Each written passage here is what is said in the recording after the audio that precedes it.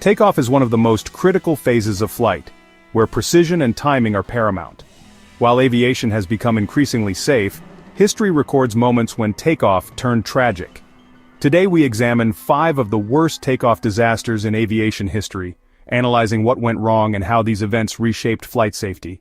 On July 11, 1991, Nigeria Airways Flight 2120, operated by National Air Canada, departed from Jeddah, Saudi Arabia, en route to Sokoto, Nigeria.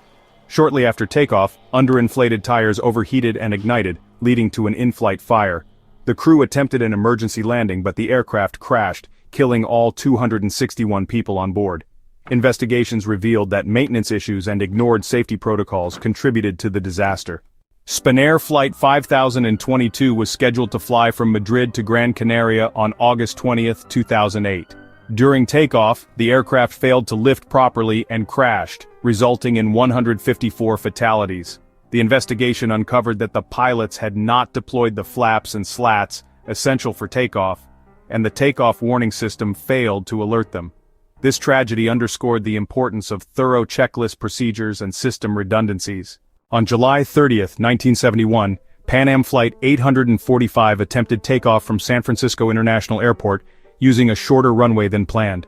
Miscalculations in takeoff speed and flap settings led the aircraft to strike approach lighting structures, causing severe damage. Remarkably, the crew managed to circle back and land safely, but the incident highlighted the critical nature of accurate pre-flight planning and communication. Comair Flight 5191 was set to fly from Lexington, Kentucky to Atlanta on August 27, 2006. The pilots mistakenly attempted takeoff from a runway too short for the aircraft, leading to a crash that killed 49 of the 50 people on board. The tragedy emphasized the necessity of strict adherence to runway assignments and the dangers of complacency. Saudia Flight 163 took off from Riyadh, Saudi Arabia, on August 19, 1980, bound for Jeddah. Shortly after takeoff, a fire broke out in the cargo hold.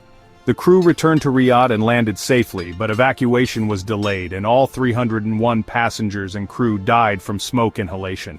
This incident led to significant changes in emergency evacuation procedures and fire safety regulations on aircraft. These tragedies, while devastating, have driven advancements in aviation safety. Each incident serves as a somber reminder of the importance of vigilance, adherence to protocols, and continuous improvement in the aviation industry.